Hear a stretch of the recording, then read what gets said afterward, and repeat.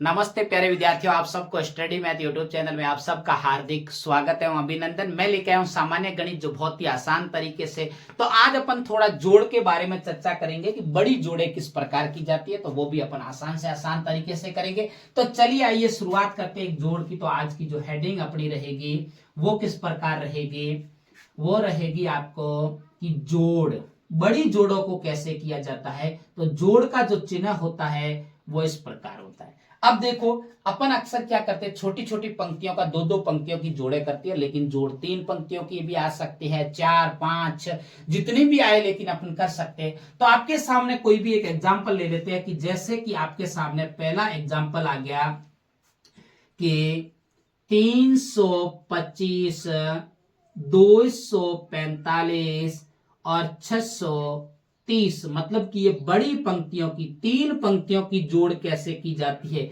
लेटी हुई तीन पंक्तियों के अंदर, तो वो भी अपन कर सकते हैं। तो चलिए आइए जोड़ की शुरुआत करते हैं। तो जोड़ हमेशा इकाई के अंक की तरफ से पीछे से हमेशा शुरुआत की जाती है, और गणित के अंदर जोड़ तो करना जरूरी, चाहे तीन पंक्ति की जोड़ आए चाहे चार की आए, लेकिन जोड़ करने का तरीका तो वही रहेगा, कितनी भी पंक्तियों की नहीं। अक्सर बच्चे क्या करते हैं, दो दो पंक्तियों की जोड़े देते हैं और उसके बाद में तीन पंक्ति की जोड़ा, सर ये तो मुझे करनी नहीं आती। अरे क्यों नहीं करनी आती आपको? आपको आएगी, बिल्कुल आप प्रयास कीजिए, आप हाथ को चलाइए, बिल्कुल आएगी आपको करनी, क्योंकि तरीका वही है। कोई तीन पंक्ति की जोड़ आने से आपको कोई अलग जोड़ नहीं हो जाएगी, आपको वही तरीका करना है। तो चलिए आइए शुरुआत करते हैं। तो जोड़ हमेशा पीछे से, भले तीन पंक्ति की है तो भी अपन इकाई के अंक की तरफ से शुरुआत करते हैं। तो देखो, 5 और 5 कितना होता है, 10। 10 के अंदर जीरो जोड़ोगे तो 10 आएगा, और 10 का डबल अंक आते ही यहाँ पे जीरो लगा, और इसकी भी हासिल 1 लगी। क्योंकि अपन जब दो पंक्तियों की जोड़ करते थे उसमें भी वही करते थे, इकाई की अंक की तरफ से जोड़ते थे, डबल अंक आता तो अपन आगे वाले अंक पे एक हासिल लगाते, यही करते थे ना, कोई अलग थोड़ा ही करते थे। अब देखिए उसके बाद में, अब बस हमारे साथ आप जुड़े रहिए, हम आपको एक एक छोटी छोटी बातों पे चर्चा करके आपको आगे ले जाएंगे। क्योंकि अगर आप छोटी छोटी बातों का अगर आपको ज्ञान नहीं होगा तो आप बड़े पे कभी हासिल नहीं होगे। क्योंकि अपन जब मकान पे चढ़ते हैं, तो अगर अपन पहली सीढ़ी से चढ़ के धीरे धीरे ऊपर चढ़ते हैं तो अपन बिल्कुल आसान से आसान तरीके से छत के ऊपर मकान के चढ़ सकते हैं। अगर आपने यही पहले सोच लिया ना कि मैं पहली सीढ़ी पे नहीं चढ़ूंगा, सीधा अंतिम सीढ़ी पे चढ़ के मकान पे चढ़ूंगा, तो असंभव बात है, कभी आप चढ़ नहीं पाओगे, कभी आप सफल नहीं होगे। अगर सफल होना है तो छोटी छोटी बातों पे आपको ध्यान रखना पड़ेगा।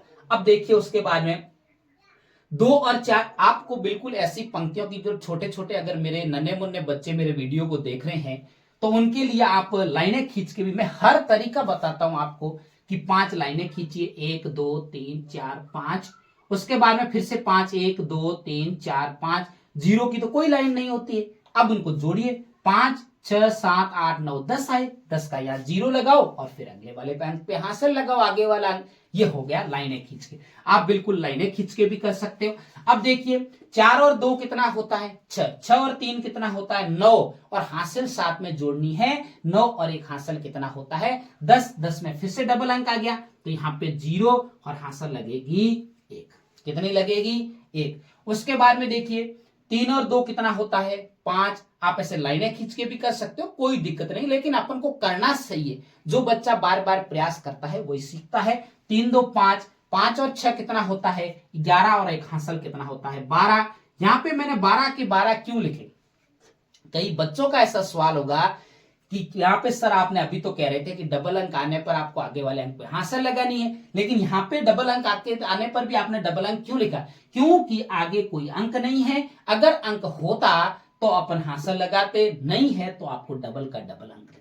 मुझे उम्मीद है कि आपको ये तीन पंक्तियों की जोड़ भी आसानी से समझ में आई है। इसका अपन एक और उदाहरण समझते हैं। एग्जाम्पल के लिए कोई भी एक उदाहरण ले सकते हो। 3510, 4225 और 3630, ये भी आप कर सकते हो, कोई दिक्कत नहीं। कितनी भी बड़ी क्यों ना जोड़ आए, लेकिन आपको जोड़ का जो नियम और तरीके वही रहेंगे, अपन को देख के घबराना नहीं है। अक्सर एक बार क्या हुआ कि बच्चों की एक प्रतियोगिता चल रही थी, और मैदान के अंदर एक क्या किया कि बड़ा सा एक पत्थर का रूप धारण करके एक रख दिया उस मैदान के अंदर, और फिर उन बच्चों को कहने लगे कि जो बच्चा इस पत्थर को उठाएगा वही सबसे विजेता होगा और उसको अच्छा इनाम दिया जाएगा।